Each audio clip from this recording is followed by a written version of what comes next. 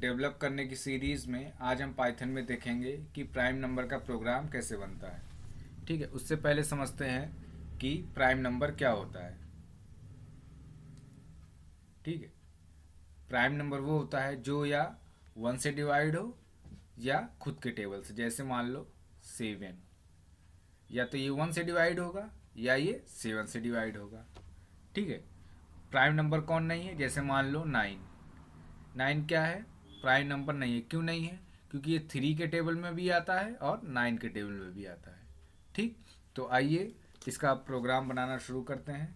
Open करते हैं Python का आइडियली। ये क्या होता है? ये इंटीग्रेटेड डेवलपमेंट इन्वायरमेंट होता है जहाँ पे हम पाइथन का कोड करते हैं।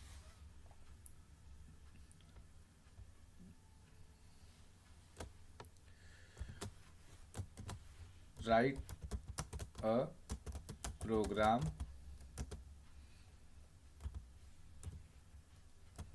Prime number. एन नाम का एक वेरिएबल लिया, इक्वल टू इंट। इंट क्या है? डेटा टाइप है। इनपुट रन टाइम में इनपुट देंगे।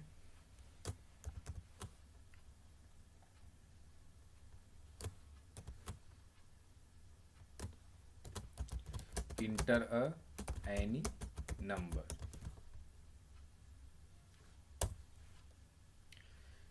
एक एफ नाम का वेरिएबल लेते हैं, इसमें 0 इंसर्ट करा देते हैं। इंसर्ट मतलब स्टोर कराया है। ठीक है, फिर फॉर आई इन रेंज और 1 कोमा n+1। ठीक है, अगर +1 नहीं लगाएंगे तो क्या होगा? एक कम तक चलेगा। जैसे मान लो हमने 7 इनपुट किया तो 6 तक ही चलेगा। ठीक है, तो फिर प्राइम नंबर नहीं आएगा। ठीक है, तो लॉजिक लिखते हैं n modulo i equal to 0। ठीक है, हर बार ये चेक करेगा। Then f equal to f+1। ठीक है, अगर f की वैल्यू अपडेट होती है तो क्या हो? प्राइम नंबर होगा। ठीक है, फिर यहाँ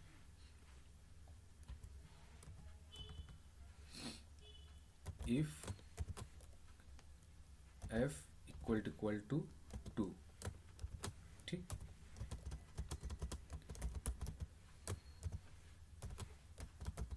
प्राइम नंबर। ठीक है, यहाँ नंबर भी को भी हम प्रिंट करा लेते हैं। ठीक है, प्राइम नंबर। ठीक, इल्स कोलन लगता है, प्रिंट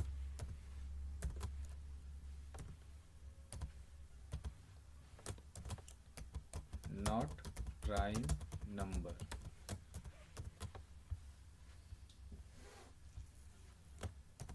शिफ्ट के साथ कोलन को प्रेस करोगे तो आएगा। ठीक है, सेमी कॉलन का बटन होता है आपके कीबोर्ड पे, उसको प्रेस करोगे शिफ्ट के साथ तो कोलन लगेगा। ठीक है, सेव करते हैं प्राइम।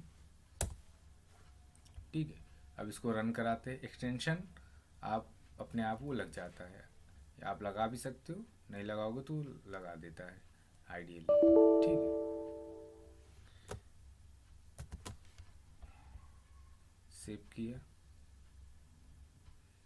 यहाँ कोलन नहीं लगा था ना। ठीक है, अभी लगा दिया, अभी एरर नहीं आएगा। ठीक है, जैसे मान लो हमने दिया यहाँ पे 5, क्या है? प्राइम नंबर है।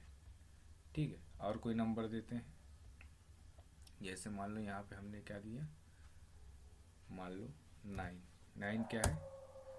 Not prime number. ठीक है, अब देखिए कैसे चल रहा है प्रोग्राम ना, इसको समझते हैं।